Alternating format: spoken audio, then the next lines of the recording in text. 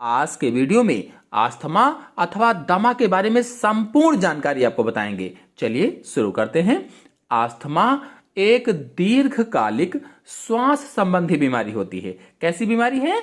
श्वास संबंधी, सांस से जुड़ी हुई बीमारी होती है, जिसके कारण फेफड़ों के वायु मार्ग सूज जाते हैं और संकीर्ण हो जाते हैं। जो फेफड़ों में जाने वाले वायु मार्ग होते हैं, जिनसे वायु जाती है, उनमें सूजन आ जाती है। संकीर्ण का मतलब है वो बिल्कुल सकरे से हो जाते हैं, जिससे सांस लेने में कठिनाई होती है। जब सकरे हो जाते हैं तो सांस नहीं ले पाते हैं, सांस लेने में कठिनाई होती है, परेशानी होती है और घरघराहट की आवाज आती है। सांस लेने में कठिनाई के साथ कैसी आवाज आएगी?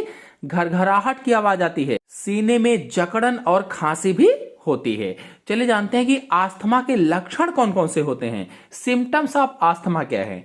तो दमा या अस्थमा का मूल लक्षण सांस लेने में तकलीफ है। यानी सबसे मुख्य लक्षण अगर देखा जाए तो इसमें सांस लेने में तकलीफ होती है। इसके अलावा और भी लक्षण होते हैं, जैसे पहला तो जो मैंने बताया कि सांस लेने में कठिनाई होना या सांस फूलना, दूसरा सीने में दर्द होना, छाती में जकड़न तथा भारीपन होना, बार बार खांसी आना, सांस लेने में घरघराहट की आवाज आना या फिर सांस लेते समय सीटी की आवाज आना, तेजी से सांस लेना या सांस तेज चलना कह लीजिए, रात में सांस फूलना, ये अस्थमा अथवा दमा के मुख्य लक्षण होते हैं।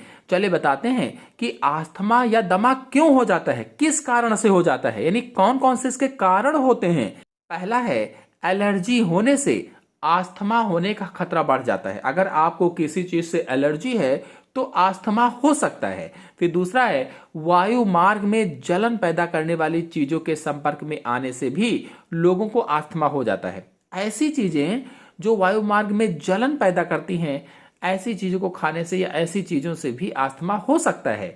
फिर अगला है यदि आपके परिवार में किसी को पहले से अस्थमा था या है तो फिर आपको अस्थमा हो सकता है। इसीलिए कहा गया कि यदि आपके परिवार में अस्थमा या एलर्जी संबंधी कोई बीमारी का इतिहास है तो आपको यह बीमारी होने का खतरा अधिक रहता है। फिर अगला है कुछ श्वसन संक्रमण भी हो सकता है। कोई श्वसन संबंधी संक्रमण है, इन्फेक्शन है, तब भी अस्थमा हो सकता है। फिर अगला है अस्थमा अटैक का कारण फैक्ट्री उत्सर्जन, कार निकास, जंगल की आग का धुआं और बहुत कुछ शामिल है, इनके कारण भी हो सकता है। यदि आपको धूल मिट्टी से एलर्जी है तो यह अस्थमा के दौरे का कारण बन सकता है।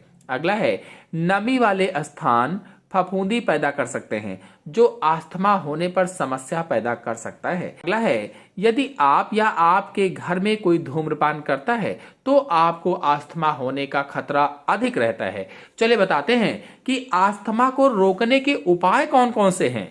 तो अस्थमा के मरीजों को कुछ सामान्य बातें ध्यान में रखना चाहिए।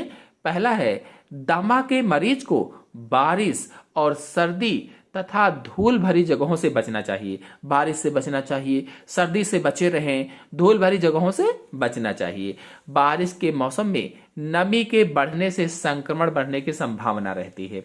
ज्यादा ठंडे और ज्यादा नमी वाले वातावरण में नहीं रहना चाहिए।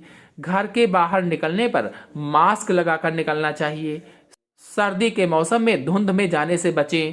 ताजा पेंट, कीटनाशक स्प्रे, अगरबत्ती, मच्छर भगाने वाली कॉइल का धुआं, खुशबूदार इत्र, इससे जितना हो सके बचें। धूम्रपान करने वाले व्यक्तियों से भी दूर रहें। चलिए जानते हैं कि अस्थमा के उपचार में जीवन शैली कैसी रखें।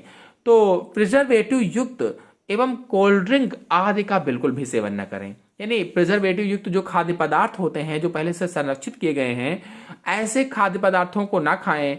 कोल्ड ड्रिंक आदि का सेवन ना करें। नियमित रूप से प्राणायाम करें, सूर्य नमस्कार करें, इससे अस्थमा में राहत मिलती है। ठंडे और नमी युक्त वातावरण में ना रहें।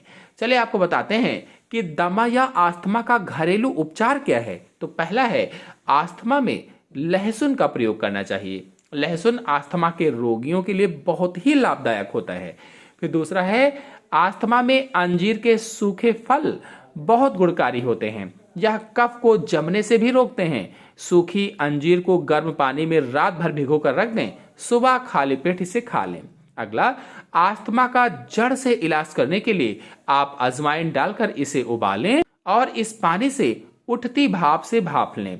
यह अस्थमा का जड़ से इलाज करता है। मेथी के कुछ दानों को 1 गिलास पानी के साथ तब तक उबालें जब तक पानी 1/3 न हो जाए। इस पानी में शहद और अदरक का रस मिलाकर रोज सुबह शाम सेवन करें। यह अस्थमा का सफल उपचार हो सकता है। अगला है, अस्थमा का जड़ से इलाज करने के लिए अदरक की चाय में लहसुन की 2 पिसी हुई कलियां मिलाकर पिएं। यह अस्थमा का सफल इलाज करता है। अस्थमा का जड़ से इलाज करने के लिए करेला का 1 चम्मच पेस्ट शहद और तुलसी के पत्तों के रस के साथ मिलाकर खाने से अस्थमा में फायदा होता है। अस्थमा होने पर छाती और रीढ़ की हड्डी पर सरसों के तेल में कपूर मिलाकर मालिश करनी चाहिए। विटामिन सी अस्थमा में बहुत ही लाभदायक है। विटामिन सी युक्त फलों और सब्जियों का सेवन करें। अस्थमा का सफल उपचार करना चाहते हैं तो दूध में हल्दी डालकर पिएं। इसके अलावा आप दूध में लहसुन पकाकर भी पी सकते हैं। अस्थमा का दौरा बार बार न पड़े इसलिए हल्दी और शहद को मिलाकर चाटना चाहिए। तो आशा है आप सभी लोगों को अस्थमा अथवा दमा के बारे में संपूर्ण जानकारी अच्छे से प्राप्त हो गई हो तो वीडियो को लाइक और शेयर कीजिए। पहली बार आए हैं तो सब्सक्राइब भी कर लीजिए। धन्यवाद।